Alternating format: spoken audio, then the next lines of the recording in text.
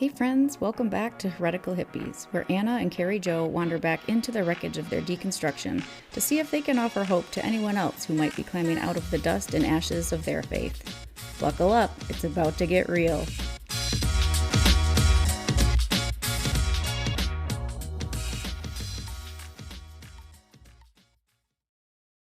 Hey, beautiful people. Welcome back to Heretical Hippies.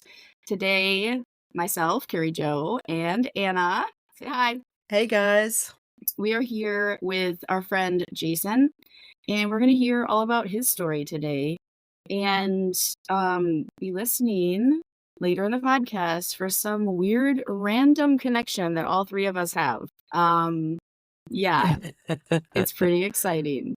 Actually, I'd So- kind of like to start it off with it. Do you want to? Yeah, because Jason Okay. kind of gave us a little teaser before we started recording.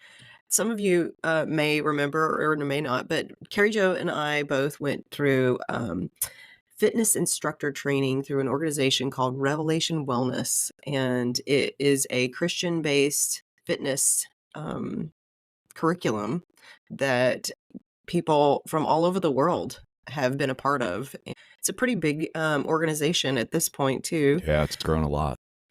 So Jason Barnaby, our guest today, also went through the same training. So now here we are all deconstructing, and that experience is something that we all share. So I'd love to hear, Jason, from you what your experience was and still is with Revelation Wellness. Yes. And I don't know if you all, I know Carrie Jo remembers this likely, but my wife and I went through it together. So we were doing it together. And so I had somebody this past weekend on a long drive to Chicago say, we were talking about spiritual things, and he said, "What was your catalyst for change?" And I was like, that's a good question. So I started thinking, and I said, I really think it started when I went to instructor training with Revelation Wellness. Probably not in the way that you ladies are thinking, but for me, that was a cracked open door to show that, we can do this faith thing in a different way. And because it was out of the box, right? I mean, it was for some people that showed up. I remember the first night, there was lots of worship, and there was people praying over you and very specific, and it was more charismatic, but it was also rooted in fitness. And I was like, well, this is not what I'm used to.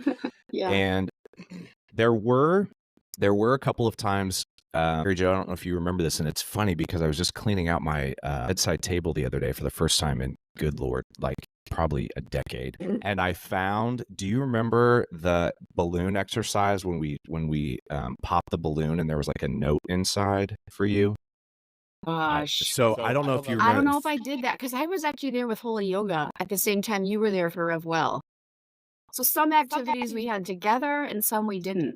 Interesting. I don't think I did that one. Okay, well, I found it, and it was spot on, and it was I don't remember 100% what it said, and when I found it just recently, it was so smeared and faded that I couldn't read it, but I kept it because I remembered it being a really impactful thing. And so for me, it was this continual opening of a door of it doesn't need to be just this little box, right? Mm-hmm. And what's interesting is my wife, I don't know if you know that, but my wife is also a Holy Yoga instructor. And I think she did Holy Yoga before Rev, but I don't remember. Okay. And so, we did that. And and I was in a place in the corporate world. I had been trying really hard to fit in for a long time, walking the walk, talking the talk, dressing the dress. And I finally got to the place where I thought I had arrived. And I was like, this sucks. I don't want to be with these people. I don't want this job. I don't want a seat at the table. I don't even like the people that are sitting around the table. I need to get out of this. But Rev helped me. There was a time when we would write declarations on our bodies with Sharpies, which again, to somebody listening, they're like, well, that's an interesting way. Yeah. Hello, cult. Right. But on the back of my calves, I wrote status quo, and on the other one, I wrote Buster. And that was me for the first time really stepping into who, the life that I'm living now. I didn't know that that's where I was headed. So that was the catalyst. We really enjoyed what that how that helped us, the community. We've always been big community people. And then the next step was I don't know how well this was published, and I'm not trying to throw shade on either side, but there was a bit of a tension between Rev and Holy Yoga with the whole LGBTQ thing. Yes. Should those people be in leadership? Should they be allowed to join the organization? And as I remember, and I didn't pay a ton of attention to it at the time, but I think that what landed was Rev said they can be a part of the organization, but they can't be leaders. And Holy Yoga was like, no, you can be a leader. And I think that's where the split happened. And I remember very vividly Eva and I, my wife, having conversations about how do we think about that? Like, what do we think about that? Does that seem okay? And I would say probably at the time we were totally on board with like, yeah, they can be members of the organization. And I would say even like we were like, okay, it makes sense like in this structure that they wouldn't be leaders because it doesn't align with other things. That makes sense. So there was that side of it, but then it was also like, but is that really right? And we didn't quite go there yet. So then fast forward a couple of years, and we were at a church where we had been for many years, in a life group, actually with a neighbor that still lives there. And we were, I'm a worship leader, so I had led worship. I was kind of the stand-in worship leader at the church. And it was a church, a couple thousand people probably. Two things happened. One, I got metaphorically, I got my hand slapped because I was leading worship during a time that they were working on the sanctuary and they had moved everybody into the gym space and it was much smaller. So they had to add an extra service and it was very tight, parking and, all the things. And I got flack the next weekend from the guy who was the normal worship leader who said, hey, like I was looking at the transcript of the service and like in this place here, that song was like 30 seconds longer. How dare you? And I will tell you right then, it was like somebody from behind me just stuck a really big pin in me and it just started to deflate. And I was like, and at that moment I was like, it's not the place for me. Or hello, that's the last time I'm probably going to do that because I'm not a guy that's going to fit in that box, right? It's just not going to be me. So then the next thing that happened is we wanted to bring a Revelation Wellness class to the church. And so we went to one of the people that was on staff and said, hey, this is what we'd like to do. And they said, well, I want to read the book that you're talking about. So we gave him, and I don't remember what Elisa has changed the name of the book to what it is now. But we gave it to him. And y'all, he handed us this book back with like those tabs for where your accountant, like says sign here, but it was like those, but it had a place to put notes. I don't know, 30 of them in the book. And this was the part where we were like, yeah, we're done. So he gave us the book and he said, so we can't allow this to be taught at church for two reasons. One, the book talks a lot about self-love, and that's a sin. How dare you? And the first thing that came to mind, I'm like, that verse about love God with all your heart, mind, soul, and strength, and love your neighbor as yourself. Oh, I don't really understand how you can say that that's a sin. And then the other thing that he said, which like we were gobsmacked when he said this, and he said, and the other thing is this book just leans too heavily on love. Wow. And like when you realize that that one more word and one more breath with somebody who just doesn't get you is a complete and total waste of your time. We looked at each other with that understanding and literally like, we were like, okay, got up, walked out, and I don't believe we've been back since. And so that for me was the like, oh my gosh. And then I would say the other piece that was a big catalyst for me is we have a sign in our front yard. My wife is an immigrant. We immigrated here legally. She came here with a green card. She now is a citizen of the U.S. And we have one of those signs in our yards that we put out there during that crazy summer it says things like Black Lives Matter, love is love, immigrants are welcome here, women are in charge of their bodies, and a couple of other things. And so I posted that. I think it was right like during COVID. And I posted that on Facebook. I rarely, if ever, am on Facebook anymore. I've taken it off my phone. And I posted it, and I wrote this whole post about, I find it interesting that when people were asked, going back to the same verse, when people asked Jesus what the greatest commandments were, it was both of the answers that he gave had love. And I find that very interesting. And I think the world would be a much better place if we could just listen and love each other more.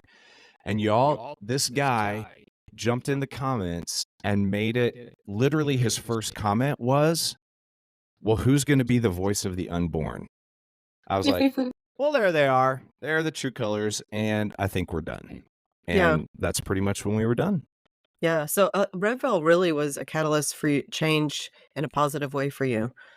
It was. And I will tell you now, just like anything else that's on my feeds, I cannot stomach the, for the kingdom, fight the devil. Because Rev definitely has a big, the devil is making you do these things and, which I get in that structure, it makes sense for them. But I can't do it anymore. I've tried to listen. People have sent me like, hey, I really like this message. I know you're not in the same place you used to be, but it's a message of somebody doing a sermon, and I can literally get about 5 seconds in, and I'm So I'd really like to hear, Jason. First of all, I don't think we've mentioned that you now are tell us about fire starters. Give us the 5-second tour, 5-cent tour. Yep. So I knew probably from the time I was 21, if not earlier than that, that I wanted to start my own business. My dad was an entrepreneur, so I always had that in the back of my mind. And when my job got eliminated now 6 years ago, I saw that coming. So I had already planned to do that. And I knew I had a message, but I didn't know how to sell it. And I didn't know how to build a framework. So I hired a coach who helped me. Really, she was a consultant who helped me put that framework together. And the framework is basically, so the overarching mission is to change the world one fiery heart at a time. And to help people do that by helping them ignite hope and torch fear. And the tagline that I have is find your fire, because many people don't know what their fire is. So find your fire. Once you find it, fan it. What does it look like to fan your flame? And then once you do those two things, you are at the precipice of being able to ignite your life. And so I do that through keynotes. I do that through executive coaching and leadership development programs. Nice.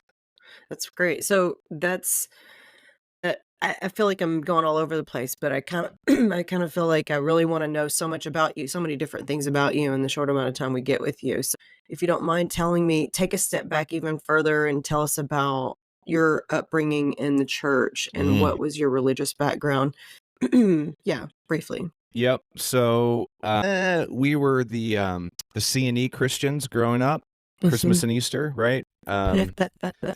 So we, you had the nice clothes that got busted out a couple of times a year. For me, church was where are the donuts after service. That was the big thing. And my parents, from the time I was between ages like 10 and 12, off and on, my parents were separated. During that time, I know my parents went to counseling, and at one point, I do remember my mom saying this to me, which I don't know why you would tell an 11-year-old this, but she said, the therapist basically told me that your dad is a bum and that I should leave him. And so then she wound up going to a local Baptist church where a lot of our friends, because I was in a baseball league with, people in our general area. And she went to see the pastor, and the pastor said, she was going through all the things. And I know my mom, she was probably complaining a lot about my dad, and probably rightfully so.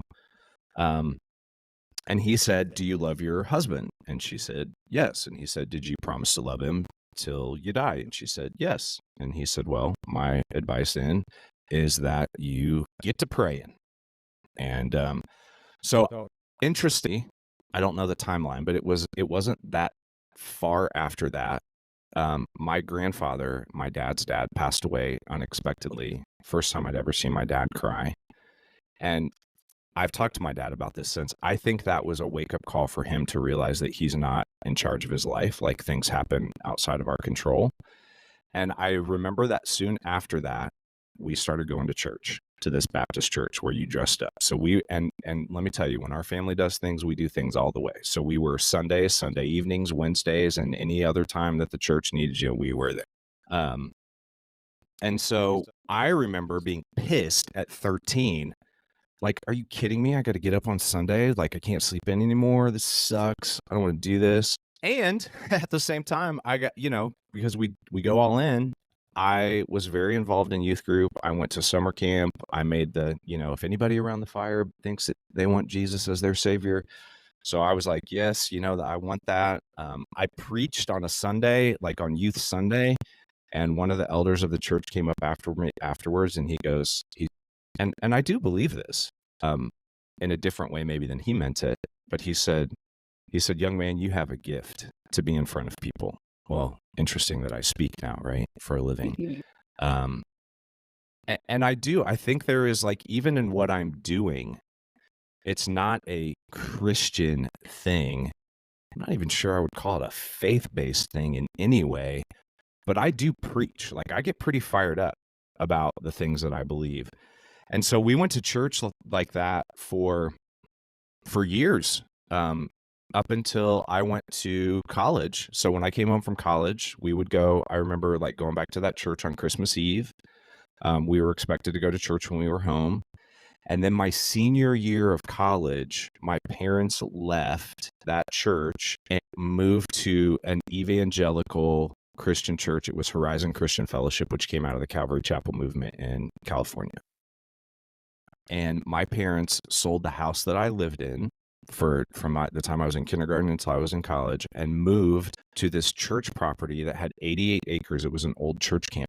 Beautiful. And there was this huge brick house. I don't know, probably has 8 bedrooms or something. And it's been, like, remodeled multiple times. And my parents were living in what amounts to like a studio apartment off the kitchen. And my dad kind of became the caretaker of this property. And y'all, when I came back from college, and at the time they were meeting in one of the old camp buildings. I think it was the dining hall. So it was a bigger space. But I come in, it's in the summertime. The pastor was he may have been wearing shorts, but for sure he did not have on a suit and tie. He was wearing like a collared polo shirt. There were 9 people in the worship band, including a flute, a steel guitar player, and they were good. And everybody was carrying a Bible and saying the word Jesus. And I grew up in the Baptist church. You didn't carry a Bible because there was one in the pew. Why do you need yours? Unless you went to Sunday school beforehand, then you took your own Bible. Everybody was carrying a Bible, talking about Jesus, like saying Jesus. It wasn't like this God. It wasn't God stuff. And like raising hands in worship and like solo. And I was just like, I literally walked up to my dad after the first service that I went to, and I go, because they're living on 88 acres, mostly wooded. It's beautiful. All these outbuildings and paths through the woods. And I go, okay, Dad. Because he's like, what'd you think about church? And I go, okay, you're going to laugh at this question, but it's a serious question. And it's funny now that I think about that. I've never thought about it this way, but full circle. I said, where are the guns buried? He goes, he started laughing. He goes, what do you mean? I go, this looks pretty culty to me. Like, bunch of happy clappy Jesus people living on some land together. Like, this is weird. And that was also my first, it was either that Sunday or the next Sunday. Some lady came up, friends of my parents that I'd never met.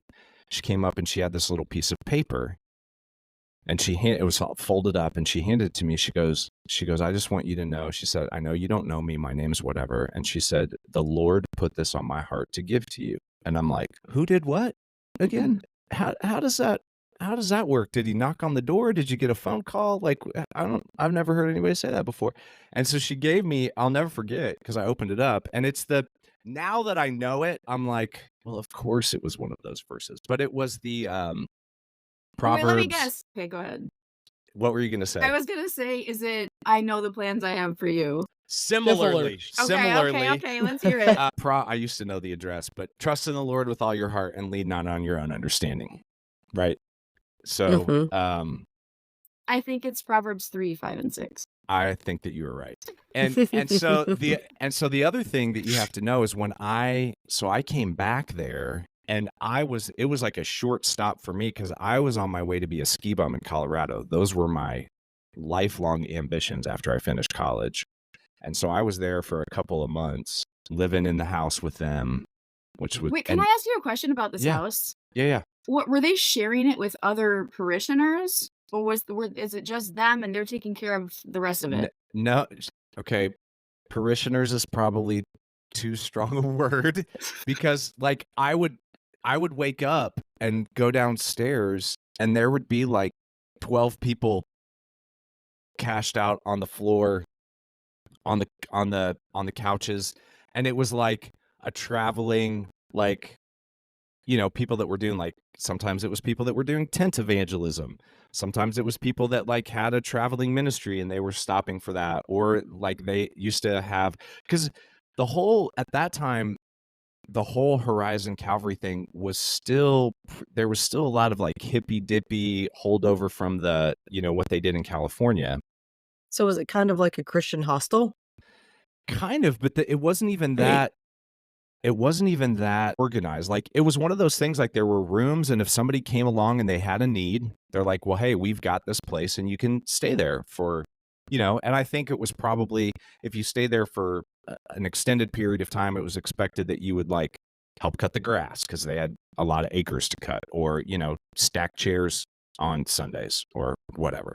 But they were in the back of the house, kind of away from everybody else. And then there were like several bedrooms upstairs, and this huge, the ceiling, it was a really old house. The ceilings were probably like 15 to 20 foot ceilings. They were massive.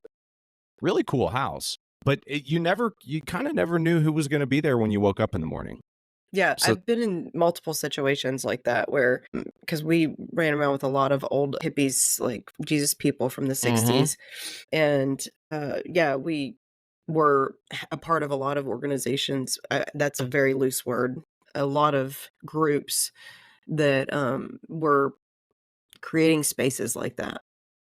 And so, and I think, the guiding principle of it was cool. Like, I saw people who were in need, and there was a need that was met from this place. It was just so vastly different from anything that I had ever experienced. I'm sure that I was at church like on Sundays going like just kind of looking around like, this is creepy. Like, it was, so different than buttoned up Baptist church. Sure. Yeah. It sounds like you carried an air of skepticism throughout your life. Oh, 100%. Permeates pretty significantly through your experiences. And so I'd really like to know at what point, obviously we're all, this podcast is called Heretical Hippies. We're here to talk about our journey. And as Leslie Neese would say, to honor the journey. Yes. But to also help people not feel so alone, and to maybe even learn from parts of what we've been through. Yeah. So I'd like to learn about two things. Okay. One, I'd like to hear Jason tell us a little bit about what is the unraveling of your faith? What has it looked like? And two, how has Fire Starters influenced or been a part of that process? And one more question too. Yeah. I'd also like to know if you were going to talk to, let's say Carrie Jo and I were in the middle of our deconstruction process, and you were going to come to us as Firestarter Jason. Ooh. What would you damn, that's a good question. How would you help us? How would you motivate us? So that's a lot. That's a lot of questions, and I wanted to share all that because I feel like they're all interconnected. And so all right, so tell me the first one again. and then I'll answer it. Tell us the story of your unraveling, the Okay. unraveling of your faith. So let's see, 20. I always do this based on how old my oldest is. So this was 7 years ago. My oldest had just graduated from high school, and my wife, she's from Poland, was taking all of the kids back to Poland to visit grandma. So I stayed back to do a ridiculously long honey-do list that included lots of painting and caulking and cleaning of things. And I was in my daughter's room. We had moved all of her furniture out to paint her room. And I will tell you, my wife is always at least a couple of years ahead of me with everything. Like, she found Holy Yoga and Rev before I did. She found the Enneagram before I did. She definitely started deconstructing before I did. And she found the Liturgist podcast. Have you guys listened? I don't know if you've listened to the Liturgist. Yeah. Okay. Yeah, it's a good one. So I never... Okay, and also a worship leader, and learning that Michael Gungor had written that song about you make beautiful things, you make all things beautiful, and now he was a Buddhist. I was like, what the actual fuck? Like, how is that even a thing? So I'm listening to this podcast. It was a long one, and I've gone back to try to find it, and I can't. So if anybody that's listening knows this podcast I'm talking about, I would love to find it again. But he was interviewing a guy who runs a Buddhist temple, I believe in Asheville. I believe he was an African American. He had grown up in the South, and one of the things that he said first, he said, well, I grew up in the South. My grandma was a pastor. And I remember when he said that, I was like, what now? I don't know how that works, since women ain't supposed to be up in the pulpit. So I was like, well, how does that work? So I'm listening. He was probably Pentecostal. Yeah, likely. Mm-hmm. So I was like, okay, that's interesting. And then he starts going through like his life and what he thinks and his practices. And I will tell you all that for me was one of the linchpins for me of moving from head knowledge and Bible study and debating jots and tittles of writings and words and all the things to like, this is how I practice what I believe. And like daily practice, right? Like daily meditations and like daily affirmations and, all these different kinds of things. And I remember somebody asked him, he said on the podcast, he said, somebody asked me like, well, you were brought up in the church and you did this, and how are you going to turn your back on Jesus and become a Buddha? And he goes, I didn't turn my back on Jesus. He goes, Jesus is right over there in the next room. Me and Jesus are cool. He's like, I don't have any problem with Jesus. We talk. He goes, and there's lots of other people I talk to too. And I was like, well, that's interesting. And you guys, I will never forget when the podcast ended. I literally sat down on the floor in my daughter's room, and out loud in this empty house, I go, fuck, I think I'm a Buddhist, which was terrifying because I'm like, well, what does that, like, then what does that mean? Right. Then where do I go from there? And I listened to it again, just to kind of like, okay, I really need to figure out if this is a thing. And I talked to my wife about it when she came back, and she's like, yeah, I'm in a similar place. And it's really interesting because I was talking to somebody recently, and the question that they posed is like, I wonder what would have happened if Christianity would have gone east instead of west, like to America. And my wife goes, it did. It's called Hinduism, Islam, and Buddhism. And I was like, well, isn't that interesting? So that started me down the like, okay, I'm going to start asking questions. And at that time, we were in a life group at a different church, and the life group people were pretty cool. And we told them, we're willing to be here, but we're in a questioning stage right now. Like, we're in a phase where we're challenging lots of stuff. And for the first time ever, the lady, it's a couple that led it. And the woman looked at me and she goes, Jason, you know that God is big enough to handle all your doubts and your questions. And it's okay to not know. It's okay. And I was like, nobody had ever said that to me before. And so for me, there was a real freedom and like, okay. And so the way that I explain it, we have a byway or a whatever you want to call it, a 3-lane interstate that goes all the way around my city. and the way that it was explained to me in church for decades is like, so in these 3 lanes, like the best place to be is the middle lane, because that's the good place. If you want to, get into the right lane and cover your head and wear skirts and not, cut your hair and, make your own bread and all, that's fine. But like stay close to the center lane. Like you can still be in the right lane. And if you want to go to the left lane and like speak in tongues and, have prophets and, be charismatic, that's fine too. But for the love, don't get off the interstate. Because we've seen people who've like gone off those exits and we never see them again. And so I started going, well, I wonder, I've always been a constantly curious person. So I'm like, well, I wonder what happens if you get off on those exits. And you know what happens? You know why you never see those people again? Because there's true community and freedom and truth when you get off the damn interstate. You get off the hamster wheel. And so I got off and found like all these amazing communities that had so much of what I was looking for. Because the other thing that I've realized as I've gone through this, and this still freaks my evangelical, well, however many of them are left, I'll call them friends, that are still in my life.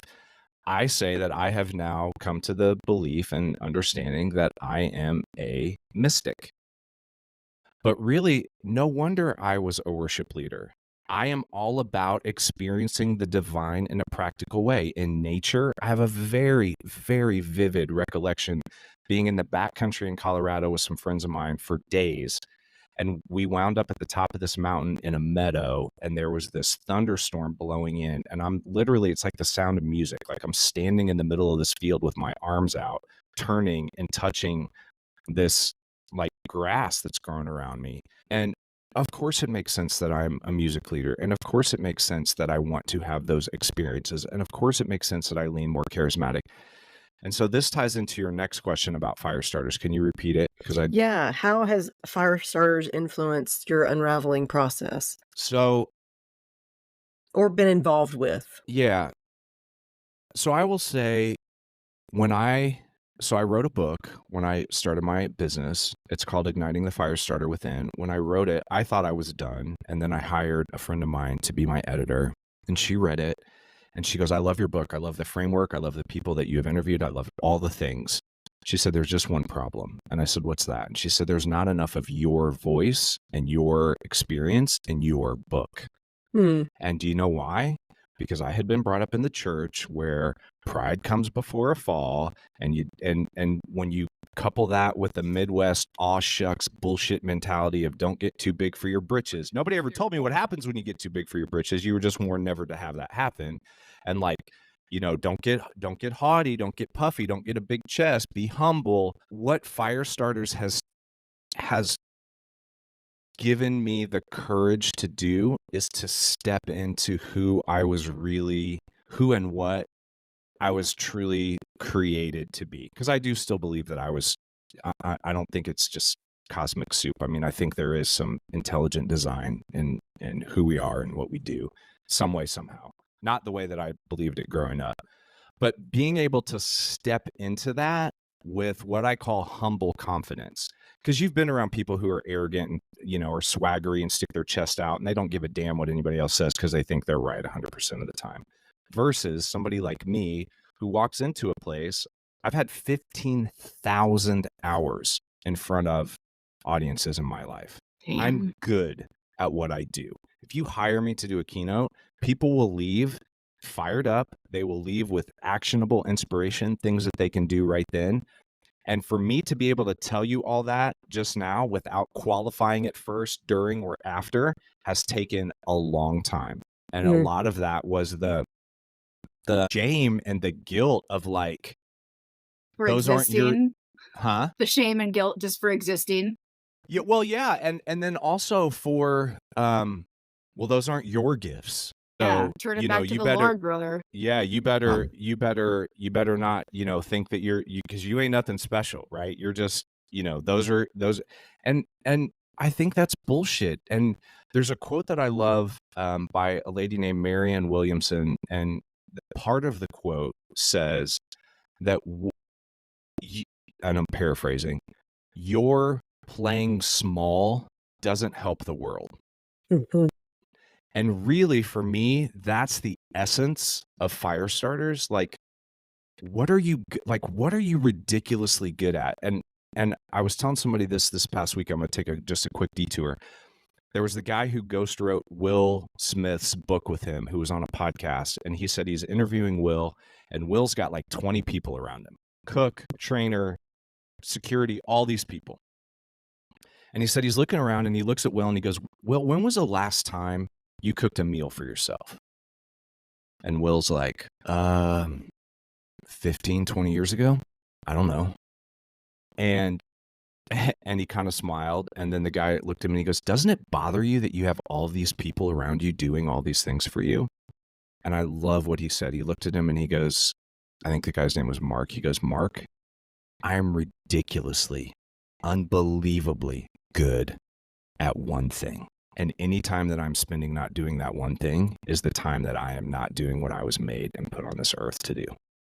And I was like, how many of us believe so deeply that we are willing to build an entire community and framework around our lives so that we don't have to do those things that we're not ridiculously good at? Now, it helps if you have tens and hundreds of millions of dollars to help that endeavor. But that for me was like, okay. And so here's the other thing. This is another big piece of my story. So during COVID, I got a text message from I'm not going to say friend, from a person that I used to be very closely connected to. That was probably, if you would have printed it out like the way that it was on a receipt, it would have been about 2.5 feet long. Shit. Well, It was 9:30 at night. I was in my office struggling. It was during COVID. And this person wrote and said, I can no longer, after watching over 1.5 years of your posts on social media, I can no longer sit by and be silent. Y'all know what's coming. Is So I was told that I had lost the joy of my salvation, not my salvation, just the joy, because I was no longer in the camp. I mean, insert every cliche that you can imagine that you hear, like, it is my duty as a fellow brother to bring you back to the fold, to show you the air, blah, blah, blah, blah, blah. I And you guys, honestly, Jason, this is the podcaster in me. I'm listening to this and thinking, oh my God, I wish Anna and I could go line by line through that and talk about like all of the cliches and stuff and like how harmful they are. It's absurd. And y'all, I read this and I read it again. And then I took it up and I showed my wife and I said, you're not going to believe this. And here's the part that's tough. These were people that we had agreed that if something happened to our children, that our children would go be with them and their children would be with us. We did ministry with them overseas. We had done ministry with them here. We spent tons of free time with them. And I took it up and I showed my wife and I didn't say anything. I just said, you need to read this. So she read it. Got all the way to the bottom. She's like, I got to read that again. I'm like, yep, I get it. Did the same thing. So she read it again and she looked at me and she said, did somebody steal his phone or is this a joke? Because that's what I thought. So fast forward, I wrote him back. I said, I'm not going to argue with you through text. I do want to see you face to face. And at this time I was at a place where I was like, I was learning in my deconstruction to like detach from those things and just really get quiet and do some meditation and like, what do I need? How do I need to speak? Do I need to speak? What do I need to say? And it bugged the shit out of me for like the next 3 days. So finally I'm like, all right, let's meet. We met at a park. I got to the park. This dude was already there. He had his Bible out. Oh, fuck. And I walked up and I said, hey, dude, definitely want to have this conversation. I don't want to have a Bible study. That's not what this is about. And so he said 2 things that I'll never forget. One, he said, this whole thing about tribes that you talk about, because I'm a huge believer in what Jim Rohn says, that we are the average of the 5 people we spend the most time with. So who do you surround yourself with, right? And I actually created a tool for you to like look through your tribe. It's called Tribal Inventory. I can send it to you guys. You can put it in the show notes if you want. That'd be great. It's a super, super helpful tool. Because most of the time what we realize is once we do it is we have way fewer people than we thought we did. We have a few people doing all kinds of jobs and we have people that are in the wrong seats and we have some roles that are not filled at all. And we just don't have that perspective. So he said, well, I don't know anything about this tribe thing, except you're telling people that they should get rid of the toxic people in their life. He's like, Jesus would never do that. And I was like, who do you think the disciples were? Dude, they were his tribe. And he goes, well, I don't know anything about tribes except that I'm not in yours. And I go, and you are one. And I said this, I said, you are 100% right that you are not, especially after that text message that you sent me. So we sit down, we start talking, and he says to me, well, I'll tell you one other thing before he said the thing that I've never forgotten. He says, you know, every time I see like clips of you speaking and doing things, he said, you never talk about Jesus. You never talk about your faith. And I go, well, that was because I'm talking to a corporation where there's all kinds of other religions, and that's offensive, first of all. And I said, secondly, I said, I do believe, like, if I am speaking truth, whatever that truth is, that the God, the divine, the whatever is out, is big enough to use those things. And I don't need to give an address for a Bible verse, right? So he disagreed with me there. And then he said, he goes, well, the one thing that I know, and this was like the Mike Tyson, like 1, 2, 3 punch. He said, he said, from my perspective, you have built a business focused on self, based on pop psychology, and completely devoid of Christ. And I was like, you don't fucking know me at all. And first of all, the fact that you sent me that in a text message, which he did apologize for, he said that was not a good, I'm like, you think? How much scotch had you had when you typed that out? out? Oh my gosh, right? Seriously. And so, I've seen him once since at a funeral, didn't talk, and haven't seen him since, and don't think I ever will. And the crazy thing is my wife and his wife were really good friends, and she never called. Like, it was never, because, and what I think is the husbands took care of it, right? The covering, right? You know, Yep. all the bullshit. And so to your last question, what would I tell you if you were on this road? I would tell you, I do believe still, and some of this, you know, whether it's because it's not because it's a Bible verse, it's because I think there's some truth in it. I do believe that we are made for great things. I do believe that there's greatness in all of us. And the focus of my book is that what I believe is that we are all born with an ember inside of us, and our life's work is to work that ember into a fire that both nurtures us and attracts other people to us, so that we can be in community and be around people and challenge each other and figure out, like, what gift do you have and how can I help you sharpen that gift, and what gift do you have and how can we use that better to, you know, change the world and change the planet that we're living on. And one of the things that I would tell you, because it was true for me, is I know that growing up in church, when you start to question, and in fact, my dad actually said this to me a couple years ago when we were talking. He said, he was asking me, because he knew that we weren't going to church and stuff. And for him, he's 83. He used to be in youth ministry. He's been in church for a long, long time. And he said he finally got to the place where he said, you know, I don't think that being gay or trans is a choice anymore. Those are big words coming from an 83-year-old conservative evangelical Christian. And I was like, and we have some people in our life who are going through those things, and those were some of the examples that he was thinking of. And I said, I believe that you're right. And I said, and I'm also to the point, because I wasn't there yet, I said, I'm to the point where I'm pretty sure that the Bible isn't inerrant and that it's not 100% true. And so I'm starting to work through and question some of those things. And he said, which is where I think an awful lot of people are, he said, well, if I pull on that thread and that in fact turns out to be true, I don't know what I will do with that, because the walls come crashing down, right? I mean, over and over and over. What has he heard? Well, why do you do this? Because that's what it says in the Bible. Because the Bible says this. Because that's what Jesus said. That is the foundation. So you are like crushing and blowing the foundation out from under him, and it's terrifying for somebody that has never done that before. And I would tell you, one of my other favorite quotes is a Jack Canfield quote, that everything you want is on the other side of fear. And for me, opening that door of what if this isn't true? It's the proverbial, like, you're standing before the door. It looks pretty terrifying. You've got to put your hand on it. That's a first step. You got to turn it. That's the next step. And then you've got to open it. That's the next. And then you have to walk through it. And I have found I've been faced with several doors in my life. And as I open one, and walk through it, there's like 7 other doors back there that I didn't realize that were there. And I'm like, ooh, it's kind of like, let's make a deal. It's like, what's behind door number 1? Let's go check that out. What's behind door number?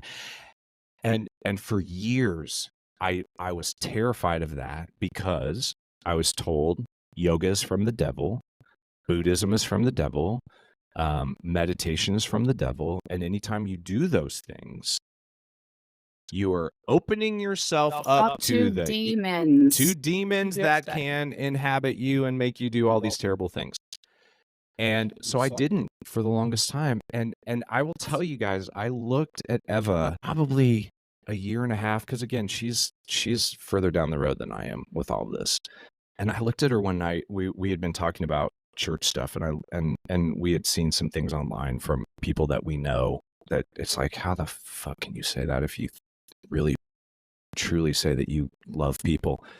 And I looked at her and I go, hey, Ev. And she's like, yeah. And I go, were we in a fucking cult? And she goes, I think we were.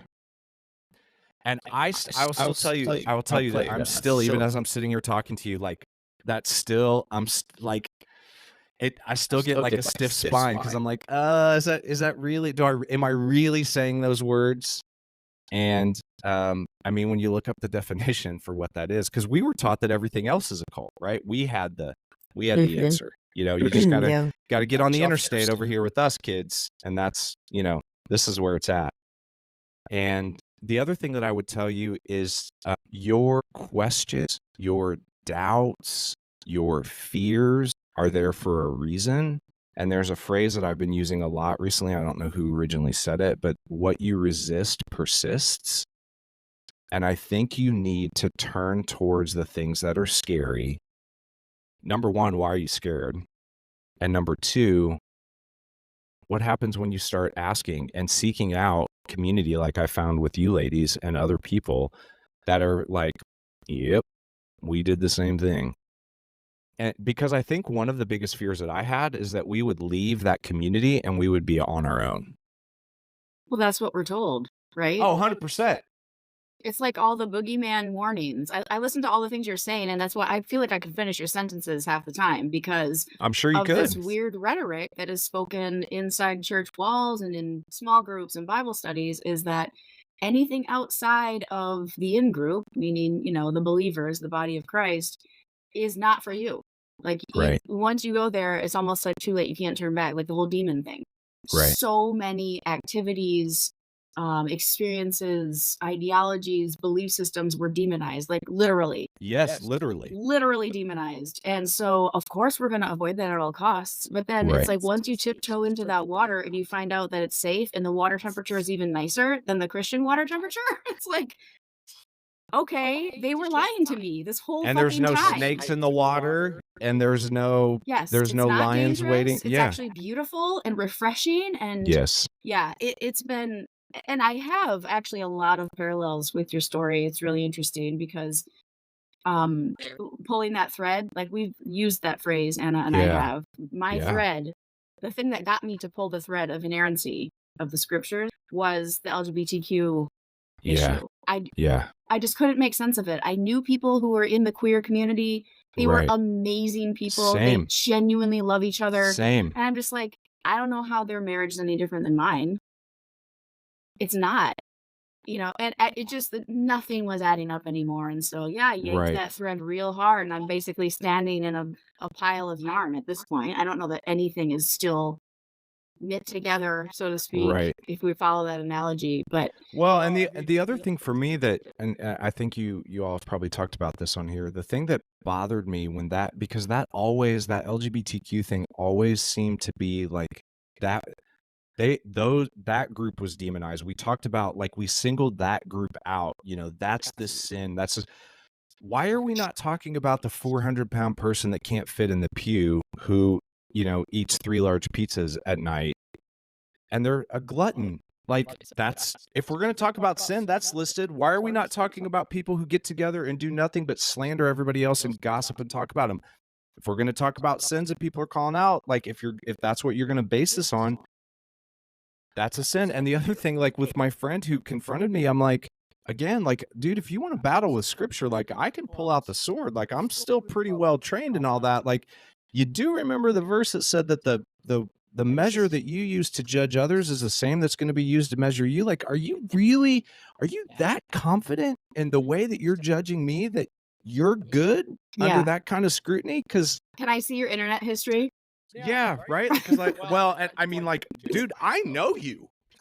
Right. I know. I don't even need to see your internet history. Like, I know that shit ain't like it is not. You are not Mr. Clean over here, bro. Like, not at all. So I would also say, like, I am a big believer in community and with social media that's out there. I know for me, I started just following different accounts. Like, I follow an account called The Bible for Normal People. Mm-hmm. I started listening to their podcasts. It's a great I one. started hearing a different, like, here's a different take on this scripture, and here's why we believe this. Whereas before, in the conservative world, it was like, oh, well, don't listen to them. Those people are crazy. They're off their rockers. They're so liberal. Well, of course they're going to tell you that that's okay, because then you can just go do whatever the hell you want to do. And the more I listen to that stuff, the more I'm like, that led me to, like, they would recommend a book or another podcast, and I'd go listen. I'm like, oh my gosh, I'm not the only one. So the other thing that I would say is, don't try to do this alone. Like, whether it's a cultivated, curated social media feed that you have that's going to help you with that, or finding your people in other types of communities and looking for those communities, because that's the other thing. Like, my wife and I have started to look for these communities, and we're like, how the hell did we not realize that there were, like, communities everywhere? Mm. Because we had the blinders on, which is Yeah. exactly what they want you to do. Yeah, I think your options obviously are going to be greater when you're living in bigger cities, and we live in a small town in Arkansas, so we found ourselves relying heavily on long distance friends and social media to connect with people, and thankfully that's an option. Right. Carrie Joe and I think the community that we've been building just in our podcast interviews has also been amazing and nurturing in a lot of ways, to talk to some really, really cool people like you that are going through similar experiences, and making choices to not just influence your own life, but the lives of others. And it's Well, and really I would commendable. like to just shout you both out, because, like I said, I'm not on Facebook that much anymore, but I became aware of this whole journey that Carrie Joe was on when she started posting stuff on Facebook, and I was like, hey girl, like, Yeah. I feel you on that. And we've had lots of DMs, or like where I have, commented on something, and then you guys started the podcast, and I haven't listened to all of them, but I've listened to many, and it has been, I will just tell you that I know, because of the business that I'm in, that you never know who's watching or who's listening or who's paying attention. I've had people who've hired me who've like, dude, I've followed you on social media for 4 years, never liked anything, never commented on anything, never followed, like, didn't even know you were paying attention. And then suddenly they're like, boom, I've been watching you, and like, now's the time. And Mhm. so I would just encourage you, like, even if you don't, if you put something out there and people aren't responding, or you're not getting the analytics, people are so watching. And I so appreciate the community that you all are creating for those that don't have one, because I know that, Anna, like you, that I'm sure that there are people who are, maybe even listening to this in the closet, because they don't want, only in the car, or only when I'm not around everybody else. And it's those, so what I would call them in my language with fire starters is, it's a match, right? You're striking the match. And what is that match? Like, when you strike that match, what is that match? What catches when you do that? And then when you strike the next match, what catches? When you strike the next match, what catches? And then eventually, which is where I believe I am now, like, I've got a pretty good little campfire that I can sit next to, that's like, it's a sustained flame. And, I sit there, and that's the place that I'm spending my time, and I'm thinking about these things. And it's so helpful to know that you're not alone, and you all are helping a ton with that and what you do. And I really, really appreciate it. Yeah, awesome. Thanks for Yeah. the encouragement. Yeah. Yeah. Thank you. Carrie Jo and I get so much out of just her and I talking regularly I'm that sure. it Yep, made sense for us to like, you know what, let's just have fun with this and expand totally. our options. So one of the things I saw a thread of, obviously, in your encouragement to potential deconstructioners from a fire starter perspective was just addressing fear. And that's something that I was when we talked to Leslie Neese, and she really encouraged us as well in addressing our own fears. And so I guess one of the things that I love about what you do is it somewhat it overlaps into so many different areas of belief. Like you can Yep, apply what you're teaching to yep, anything, to any yes, belief system, you know. yep, And, so I imagine there's a lot of Christians, a lot of non-Christians, Buddhists, whatever, you know, like people of all different faiths and walks that are coming into your circle of influence that are getting to learn how to start their own fires. yeah. And I think it's amazing. I'm really excited that we got to meet you Thank and you. I talk to you appreciate about that. what you do. And man, I think it'd be kind of fun to go to one of your, like, I don't know, do you do conferences? What exactly how can someone get connected with your ministry, if you want to call Sh- it yeah, I so I'm I've kind of COVID really kind of was a throat punch in terms of like getting out and speaking. So that part of the business I'm starting to rebuild.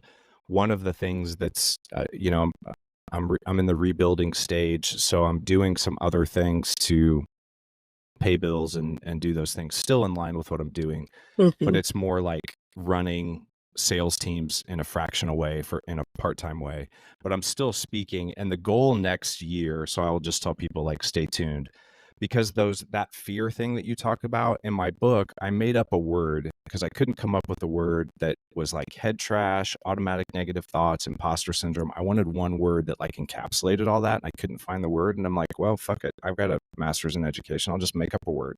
So I did. I'm entitled, right? I'll just make up a word. So the word is what if abouts. Doesn't roll off the tongue super easily, but the basic idea is that a what if about is the pesky doubt and fear that works hard to keep us stuck and afraid. And so if you are somebody who's deconstructing, that thread that we just talked about, Carrie Jo, is a what if about. Well, what if I pull on that? What about that? Well, then that's going to open that door. And what if that's true? And what if this isn't? And what about that? And so we can really start to spiral very, very quickly. And what I've done over the last year, when I speak on that in a conference, I will ask the audience members to write their what if abouts down. I have collected over 1,200 of them, and they are going to be the subject of the next book that I want to do a TED Talk on to launch that book. Mm. So like if you happen to be in Indiana, I am speaking at the big statewide HR Indiana SHRM conference on a couple of different things. And a lot of times what I'm being called into or what I'm being asked to do is come into like a conference that has multiple speakers, but it's typically industry specific for manufacturing or sales or hospitals or things like that. In the meantime, I spend most of my time on LinkedIn. If there's anybody listening that is a LinkedIn person, you can go digest a lot of my content on LinkedIn. And this year specifically, I have been very open and very transparent about my depression diagnosis in January and what has like going through that. And what does it mean that the guy who is a motivational speaker for a living is depressed? Like who's going to hire a depressed motivational speaker? And it turns out a lot of people, because that's apparently more authentic than somebody who's not talking about those things. A lot of times it's just getting over our own bullshit in our head and Brene Brown has a phrase that says the story I'm telling myself in my head is fill in the blank, right? And usually that story is BS. It's not true. But we have such a negativity bias that we're going to go look for proof that this doomsday scenario I have in my head is in fact true. And it's not. And so I have had the distinct privilege, whether I'm on stage, whether I'm signing a book afterwards, whether I'm doing individual coaching or developing a team. The reason I do this, and this is on my website, is I call it facilitating an aha moment. when the lights go on and their eyes light up and they're like, I get it. And I'm telling y'all, if I could put that in an IV bag and mainline that every day, I would be the biggest drug addict you have ever met. And you'd be a billionaire. I would be a billionaire. And there is nothing like that feeling. Mhm. And it is an absolute honor and privilege for me to be a part of that experience in any way I can. And guess what? It's very mystical. Mm. Shocker. Yeah. A lot of people use that word, and sometimes I think that it's used in different ways in different contexts. Different people have a different idea of what it is or what it means to them. So if I look it up on the dictionary, it just says a person who seeks by contemplation and self-surrender to obtain unity with or absorption into the deity or the absolute, or who believes in the spiritual apprehension of truths that are beyond the intellects. So this is why it's so complex, right? Like why so many people, and so for you, what part of that spoke to you, if anything, of that definition? Well, so 2 years ago, every year I choose a word in and a word out for my year. Mhm. And 2 years ago, my word was contemplation. Mm. And so I had this little bracelet thing. My wife got it for me. They couldn't fit contemplation on the thing because it was too many letters. So it just says contemplate. I still wear it, even though that's not my word anymore. So that whole contemplation thing. Then to me, what is what's the word, or that's not the word I'm looking for. Anyway, what is in that definition that may not say those words is there's an experience that's Mm. in there. Yeah. And that for me is the mystical piece. And I think that's why I never really fit into church, because I wanted the mystical experience. I wanted the 3-minute song to be 5 minutes, because damn it, that's where the mysticism is. That's where the like that's where it is. That's where it's a powerful experience. It is a freeing, it is a releasing, it is a transcending. And I have always loved music, and I think music is a very mystical, listening to it and playing it is a very mystical experience. Live concerts are one of my favorite things in the world. Yeah, it creates space, to go back to the definition, it creates space to like you said, contemplate beyond our intellect. Yes. And, that space is the mystic area where we get to, like, the scientists still don't understand how our consciousness, right? They don't understand where it comes from or how it's there or why it works the way it works, and Right. so it's like we spend enough time truly connecting with that part of ourselves rather than just getting the work done and Right. thinking this right way and staying and that I think that's why Buddhism is there's such an insurgence of Buddhists in the last decade, because people are tired of that, being on that treadmill of constantly working, and it's like people need a space to just think and to be, and that's one of the things that music does. And I guess in a way, I think all of Carrie Joe, you can let us know what you think too, but I think I would call myself a mystic too. I think I would Oh, definitely. absolutely. Yeah, I've I mean, identified with that term for years, actually. listening to your podcast, I would say you both 100% are mystics in my mind. Yeah, yeah.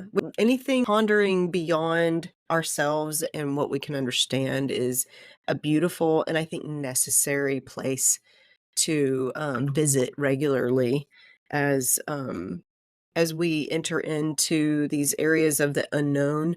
I Yeah. think that's where we discover more of who we are. 100%. And I hope that anybody that's listening, like this is maybe lit a match to go, Mhm. I'm going to ask that question that I've been afraid to ask. Right. I'm going to pull on that thread, and maybe I'll wind up standing in a pile of yarn. Mhm. But we don't know unless we try. Yeah. I definitely want to put a link to I found that Liturgist podcast, by the way. Oh, Yes. Yeah, So did I. yeah. I emailed it to you both. That's so Oh, funny. funny. Yeah. It's a two-parter, too. Yes, Yeah. it is. Yeah. It is. I'll have to listen to it. So I'd like to So put a good. link to that Yeah. on the show notes. I'd also like to put a link to your book. Um Yeah, and then any other links that you might have that would help us people connect with your work and what you're doing, please Yeah, just let us know. I'll send you a link to my website. It's just a place where you can, further get connected with me. And if you heard about the book that I'm going to do next year, if you're intrigued by that, you can join my mailing list. I am I hate when you join a mailing list and get like 17 emails. Spam. It's like It's the worst. act now before it's gone. And we know that, I will tell people what I'm doing, but I don't sell through my email list, which some marketers like, you're an idiot. And I'm like, no, if if the aha moment, if you're ready for that, I believe that it's going to unfold in front of you what you need to do, and I don't need to hard sell you. Plus, I think hard selling sucks. I don't like being hard sold too. Mentally. So Yeah, well, I'm really looking forward to that tribal inventory link too. it's really, really, Yeah, I'm telling you, I'm excited about that. It's really And, fun. and even though this was not particularly a fire starter conversation, like you're not being hired right now for your Right. services as a fire Right. starter leader, but I want you to know that you've inspired me. Oh, And thank you. I definitely had took some notes, and I'm going to be pondering some of the things you I shared really today for appreciate sure. that. I Yeah. really appreciate that. That Yeah. means the world. You're a Yeah. gem, Jason. We love you. Thank you. Love Yeah. you Yeah, guys what a too. pleasure. What a This pleasure is it's been. so awesome. Likewise. Hey, I would like to ask you, you would be our first honorary guest to close us out. Would you like to close us out? Yes. I mean, I honestly look Yes. forward to this every podcast. Yes. Okay. Yes. Are we ready? Yeah. I think so. All right. So I just want to say to the heretical hippie audience and to these two wonderfully amazing hosts, what a joy and honor it has been to be a guest on your podcast. And peace out, motherfuckers! Peace out, motherfuckers! That was awesome. What a great conversation with Jason Barnaby. Oh my gosh, I love that guy so much. I wish we lived closer. Seriously. I would love to have dinner with him and his wife and shoot the She's shit so for sweet. hours. She's I bet. amazing. And I I only had bet. like a very brief interaction with her at that retreat, but yeah, they're fantastic. And his energy is like palpable. It was impressive.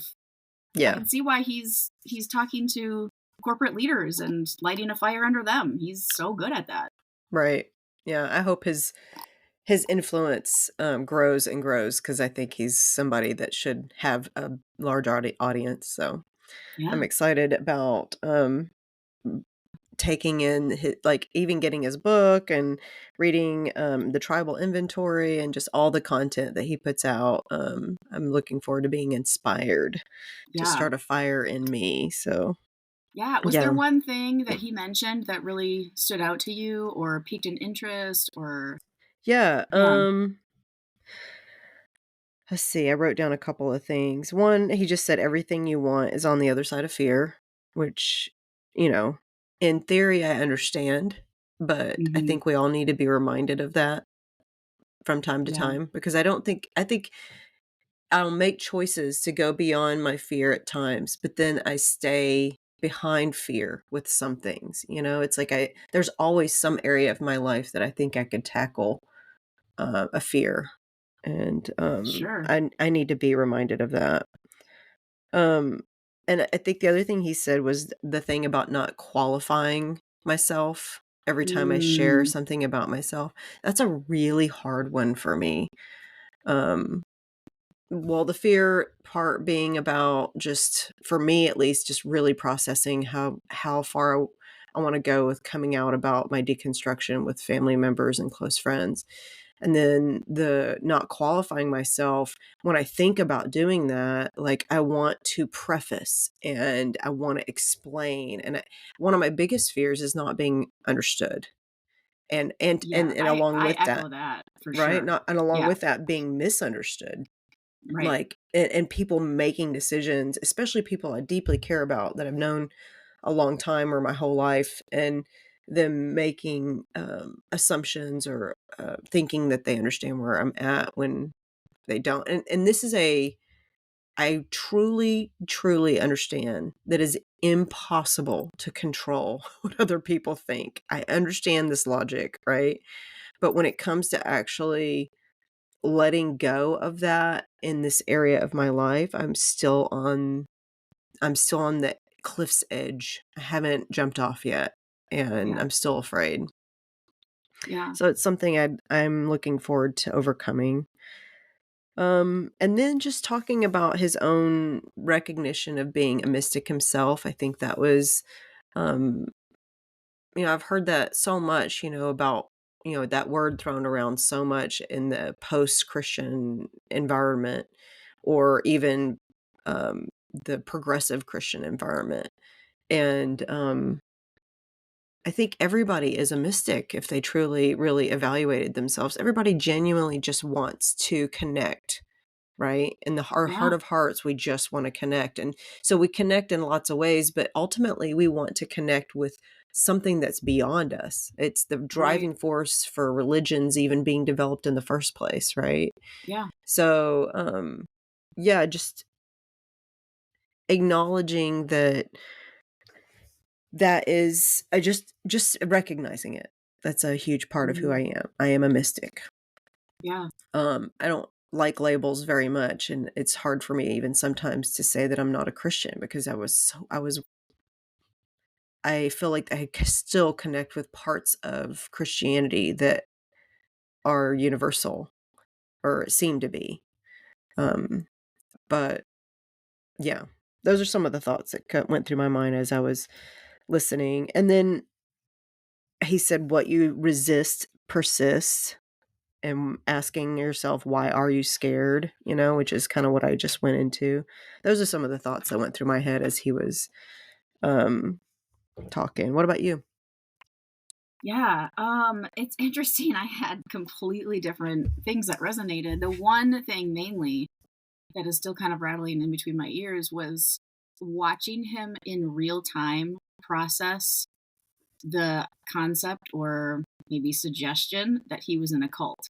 Mm, Because he was, I mean, you could see he was like visibly still kind of grappling with that as right. does he really want to say yes? Like I think he seemed hesitant to fully acknowledge or embrace that sentiment.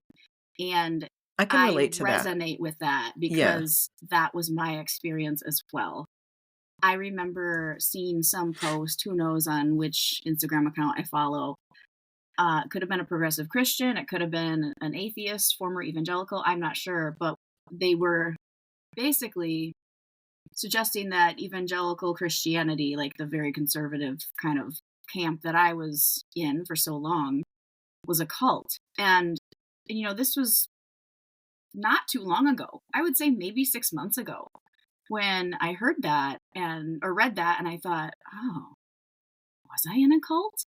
And so then it took me down this road of like listening to podcasts that talk about cult psychology and the tactics that are used. And here's a shameless plug, like you and I did a 4-part series on cult tactics because of my research and kind of deeper understanding, trying to figure out was I in a cult? And I can say 100% now, yes, I was. My experience of evangelical Christianity was a cult. They used cult tactics. It worked on me. And I think for me, my hesitation in wanting to admit that I was in a cult was because I felt like it would make me labeled an idiot in some way. Like, you're Mm, such an idiot. How would you fall for that? Like, how could you be so stupid?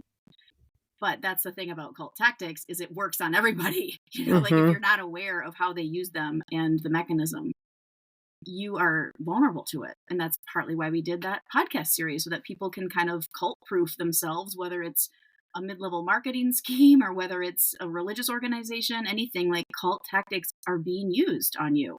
Mhm. It's just to one degree or another, 100%. Everybody has engaged with cult tactics. And Yeah. yeah, like it normalized it for me. It made me Mhm. feel like a normal human again, like watching somebody else kind of grapple with this cult concept. And that was just such a Brainwashing is just part of life, I think it it's is people want control. People like power, and, um, you know, and there are people that are good at it, very and I think good. that's something like with Jason, it's like he's good at what he does and he could wield it in any way he wanted, and he chooses to do it in a positive and world-changing for the better way. Yeah. Yes. Yeah. He's an amazing human. I really appreciate what he had to share, and really the vulnerability with which he shared it. He was very open, and I think that's a rarity. It's hard to find that, especially in an interview on a podcast. You never know who's listening, and so for me, like, there's always this thing in the back of my head, like, do I say that? What if so and so hears that? There's always this kind of hesitation for me at times, and I felt like he was just very generous and open about his journey. And yeah, I think I would even like to maybe have a conversation with him about if he was open to it, talking about his depression.